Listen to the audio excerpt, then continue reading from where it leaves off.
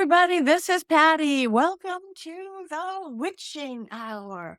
If it looks a little different on screen today, it is because it is a little different. We are both in the same place because this is a dear friend and a neighbor. And in case you don't recognize her, you will know her work. She is a renowned makeup artist and magic girl, Pati Dubroff. Welcome, Patty. Hello, hello. Yeah, I like to do things different. So I like to shake the tree a little bit. So Yeah. I'm like, no, let's do this in person. I want to Live. sit next to you. Yes, we've been planning to do this for a while, so it really works out. So hello, producer Rob. So again, this is going to be really fun because I must say, I fell in love with this woman the minute we met. Even though we haven't known each other very long, it's one of those I've known you for a lifetime kind of girls. Remember when we met, we looked at each other and were like, wait, we look alike. Yeah, This is weird. and I know you, and I know there's you. something There's going on. That's what I see it right now. It's so weird. And of course, she's a witchy girl. And I think pay attention to that when you first meet people, because it's interesting how people come into your lives. Whether people, all of a sudden the person you met in the grocery store is one of your best friends or something that you've been forced on you by family friends. It doesn't work. But listen to the energy. Listen to the energy because your universe, your guides, whatever are talking to you. Yeah, when I booked a reading with you, I didn't know that you lived in I figured you lived in Los Angeles, but I had no idea where. Los Angeles is a very big town. And I just had this feeling that you were going to be nearby. And it turns out we are really neighbors, like walking every morning neighbors. Yes, walking every morning. She actually walked to my house for the session. And again, inseparable since then. So she is a renowned makeup artist. You have seen her work on magazine covers, on red carpets, the biggest and best and A-list of celebrities all over. So and again, like I said, she's a spiritual and a witchy and a magical, amazing spirit in herself. So how did just a little bit? How did you like or not origin story, but how did you get into this world of magic and makeup? Who? So which one? Makeup or magic? Yes. Because I feel like for a long time, I saw them as two different paths. I didn't see the synergy for a long time. So makeup, I was a little girl and I was obsessed with makeup from when I can remember like 10 years old, sitting in front of my mother's makeup table thinking, I want to do this when I grow up. And way back then, that was Yeah. the 70s, Yeah. makeup artist wasn't a known career like it is now. And so I just knew that I loved those things and I loved what they were capable of doing. So I was always the girl who was like doing everyone's makeup in high school for plays and dances and blah, blah, blah. And then as soon as I graduated high school, moved to New York City, got a job at a makeup counter. Then I started doing photo shoots, test shoots, they're called. And then I was working at MTV in the studios. And then I started assisting very, very renowned and very respected makeup artists in the fashion world, and then working in fashion, high fashion shows, blah, blah, blah. And this is the era of the supermodel. And then from there, it kind of transitioned to Hollywood, which is where we are now. Where we are now. Oh, so that was makeup. Okay. Then spiritual, also as a young girl, I was very interested in spirituality, but I didn't have a family that had the same interests. So I was the girl who would like go to churches with my neighbors because they were going to church and I wanted to go anywhere that seemed like a spiritual environment. And that led me to in my early 20s, I found my first teacher, my guru, my meditation teacher. And I went to India and had a very profound reconnection. And then I lived in a meditation ashram for many years in my early 20s. And as I was simultaneously building my career, but also taking a pause from my career to build myself. And and so again, I saw things as like two different tracks for a really long time. And the tracks came together much more recently now that I've really come to know myself better. That is beautiful. So how does it work? Okay, say you're doing again, I'm a Barbie girl, you guys all know that. Margot Robbie. She's does is what, Margot I Robbie's didn't main. work on the movie, but I did Margot's makeup for all the press tour, and for many years, I've been doing all of her red carpet and Chanel campaigns, all that stuff. She's Yeah. a Chanel girl, those beautiful Chanel ads, when you go, "Wow, I wanna look like that." She made Just look Margot. like that. Yeah. Just not all of them, but some. So, anyway, so how does it work now? Now that you've kind of integrated your again, you have a deep and beautiful spiritual practice, and we can get into a little bit about that. Even wanna talk about your recent trip to India if you want. But how does it integrate now that you know that they are one in the path? Say you're going in, you're gonna do a red carpet or you're gonna do a magazine shoot.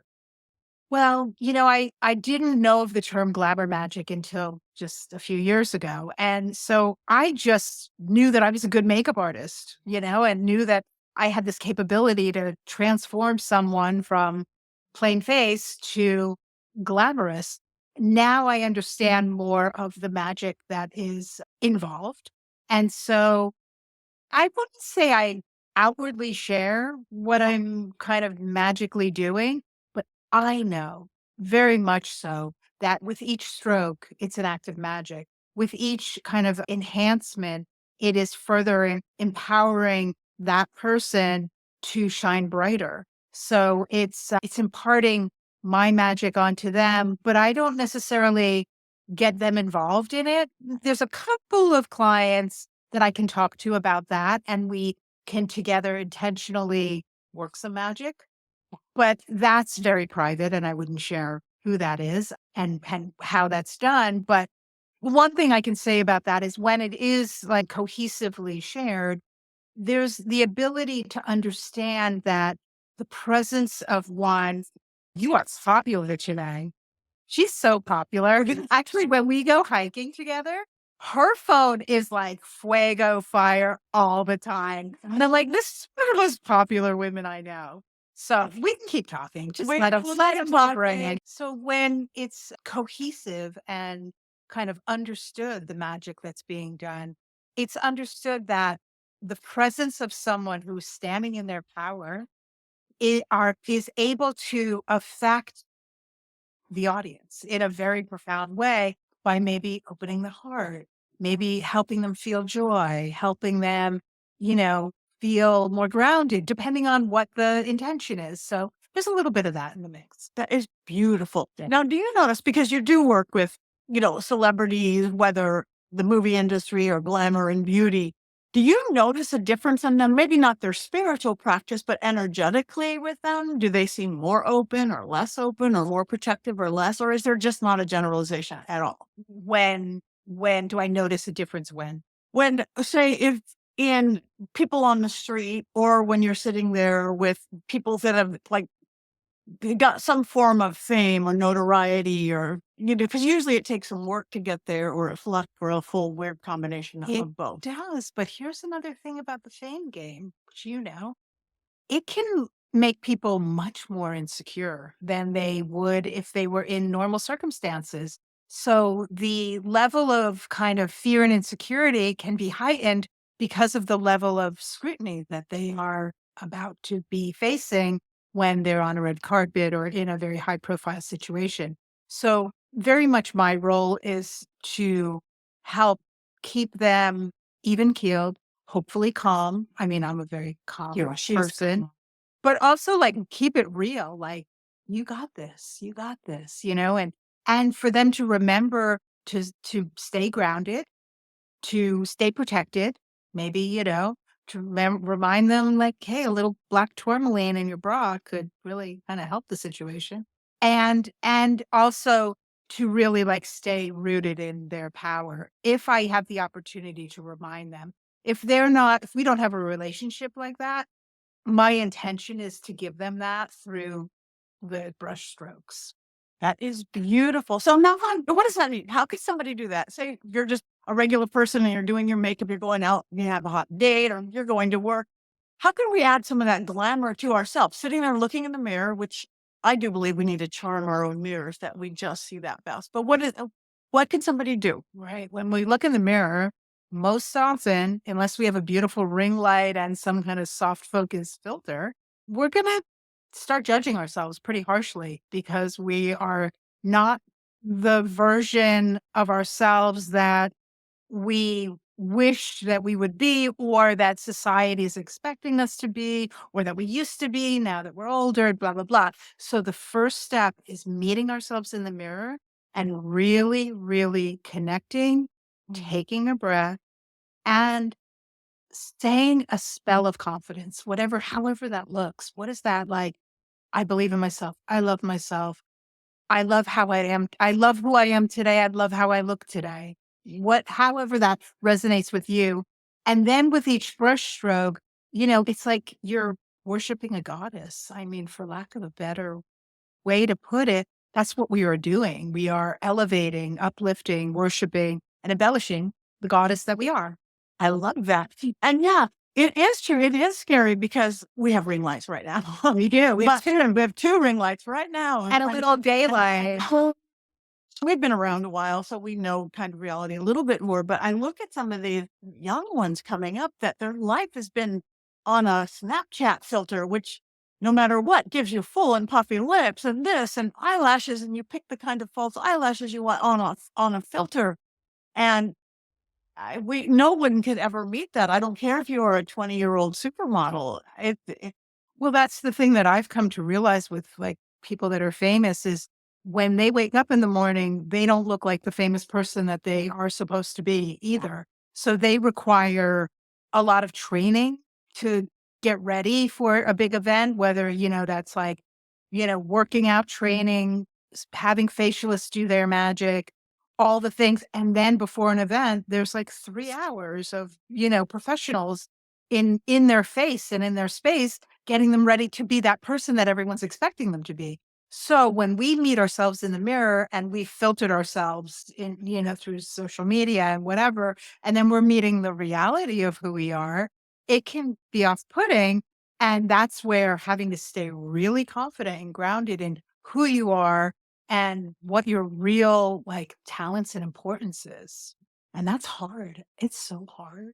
But the hard stuff is the good The stuff. hard stuff is The hard stuff is the good stuff. So look yeah. at that mirror and go, I am fabulous. I am fabulous. I'm fabulous. So And again, I have to say, like, I have earned these crevices because I've had a really good life. I've smiled a lot. I frowned a lot. mm, But I personally am going to just live with and accept them because of my personal value system in that I don't want to kind of go for a quick fix of injectables. And that's a whole other conversation. And there's no judgment, but that's just me. And it's right. how I roll. And that is a good conversation because I'm one going, give me a quick fix, please. I don't know. Wait, get a little something here. So there is not a right or wrong choice, but whatever feels for you. But you don't even need it. You have this natural glamour about you. I mean, I know how to put on makeup to distract, and we also know how to light things. I mean, lighting is everything. Especially lighting is everything. Lighting is everything when you're doing your makeup. That's a huge important thing. Like when you're doing your makeup, don't be in a room with overhead lighting because you're going to look shadowy and crevicey and you're not going to start at the right place. Try to get near a window. There's so many available like mirrored light options now, but try to do it in daylight because daylight is the truth serum so that when you go into any environment, your makeup's going to look great. That's number one, but lighting is everything. And, as a makeup artist, probably one of the most important things in my kit, besides my brushes and, some makeup, is my lights that I carry, because I'm not going to do someone's makeup in poor lighting. It's just going to look poor. Right. Yeah. That's interesting. Yeah, I fight, and I will actually come out here to my dining It's the room best, to the best put place to do makeup. into the light when I can't get it right in the bathroom. I take my little makeup bag and I go to a window or a door, and even if I'm on the floor cross-legged, I'm in that natural light by a window, and that's going to be the best light for your application. So what do you think? And then we're going to move on to some more spirituality, but we do love makeup. We love them. What do you think, again, whether we're talking fashion of the day or just in general, what are some of the biggest mistakes that mostly women could be meant to, but that we make? Or what do you see? And you're walking down the street, you're at the mall, you're at the movie theater, you're at the store. What is the biggest mistakes that we tend to make? Yeah. I mean, I don't love to focus on people's mistakes. No, no, I know. Yeah, And but we're not being judgmental right. about. I mean, over powdering is the first thing that comes to mind because, especially as we get older, powder's not our friend. Powder is like, excessive powder, not our friend. Also, foundation, okay, application of complexion products. Some people think that like one size fits all. So let's say you're doing one foundation and it matches you here, and then you put it all over your face, and then all of a sudden you become like very like moon face and too bright. Or you're matching it here, and then as soon as you put it in the middle of your face, it kind of looks heavy and not so bright. So using multiple shades of foundation, hugely important. I just use concealers as foundation, and I literally used 4 shades this morning because I use the lightest shade, the second to lightest shade, a medium shade, and then the darkest shade to like kind of contour or like where I have these like dark pigment spots. Yeah. So that kind of thing is like really important. Another thing that I see, I mean, thank God people aren't doing like the heavy contouring and baking so much anymore. But a few years ago, I would have been like, please stop, please stop. Nobody wants to look at you with dark stripes on your face. I think that I think that skincare is like for me, skincare is the most important makeup because if you go into your makeup routine with your skin already looking juicy, looking vibrant, like being like its best, you don't need so much makeup to try to pretend that. So that's, probably the biggest. I agree. Yeah. And I'm like a concealer girl. I don't have 4 shades though. I can't wait till she does my makeup. What are you doing? We should Because take that. we should, okay, we will take that. Then you Yeah. guys can see how to do this, mature face. Because I must say, as you've seen her work, whatever that is, she is amazing. But really, I've had my makeup done by people I've wanted to run into the bathroom and scream and cry and wash my face or stick my hand in the toilet going, what?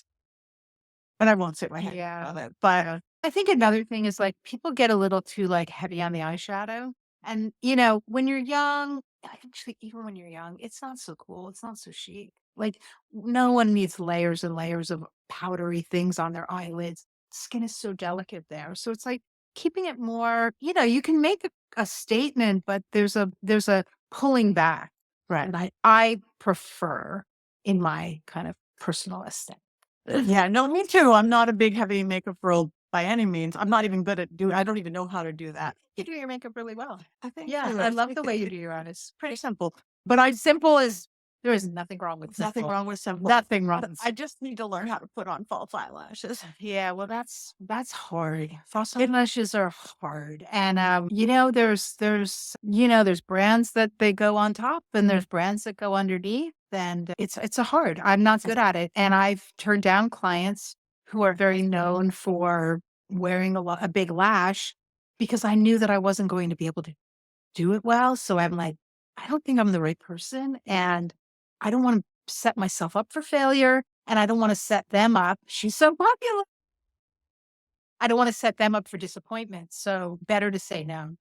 Okay, I get that. Yeah, because I really, 100 years ago was a teen model when you had to wear the eyelashes. I would be crying 2 hours, end up with red, bloodshot, swollen eyes, and 2 crooked eyelashes. So now that they're a thing to wear again, I'm like, no, maybe I can grow some eyelashes. So let's go into like your magical practice. One thing that I got so impressed with you when we first met is we have this place here right near both of our homes in Hollywood called Krotona.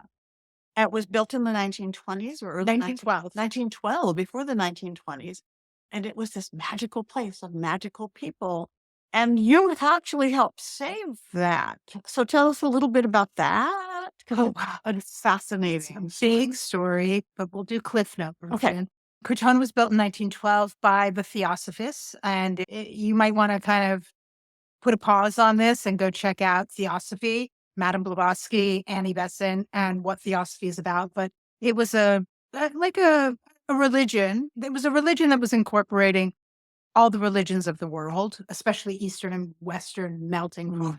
And in a time where this was very radical, it was like yoga was an unknown thing. So the Theosophists wanted to build a utopian community in America. They had one in India and in the UK. And so they spent 6 years dowsing for the perfect piece of land to build this utopian community. And again, 6 years, Arizona, New Mexico, up and down California, when they got to this hill in Los Angeles, was not called Hollywood then. It was just a beautiful mountain with all farmland. The dowsing rods went off and they found the spot. And so that became the place where Krotona was founded and born. And Krotona was all about blending spirituality and the arts, vegetarian living, community living, but again, spirituality and the arts. And again, look at Theosophy and look at all of the incredible artists and thinkers and radical people who were Theosophists back in the day. And they were all part of this movement. So the Theosophists then moved to Ojai after a dozen years, and the building, the very magical building, then became like a Hollywood hangout, crash pad for new Hollywood silent film era. And then it's became apartments as it's an apartment complex. And I came across it a few years ago because I was starting to understand Theosophy. This was pandemic time, and I was learning about more magical ways of thinking. And Madame Blavatsky kind of crossed my screen. And as I've told Patty, when I saw an image of her, I was like, whoa, I know that, but I don't know it from now. I know it from somewhere else. And so then it came to be that the Crotona was somewhere that someone I knew was living, and that I got to visit the dome, which was the charged meditation room and the altar room. And then cut to a very short time later, it fell in my lap and I was able to rent it as my home office. But it was in need of a lot of attention and help. It was sadly falling by the wayside. And all of the buildings were also in really bad condition. They had been not so well kept. So with that, I realized, wait, these should be historical, listed buildings. This is the first buildings in Hollywood. This is the most historical thing here. And the owners had not done the process of making it historically landmark. So I reached out to LA Conservancy. I gave them a, hey, look what's hiding in plain sight.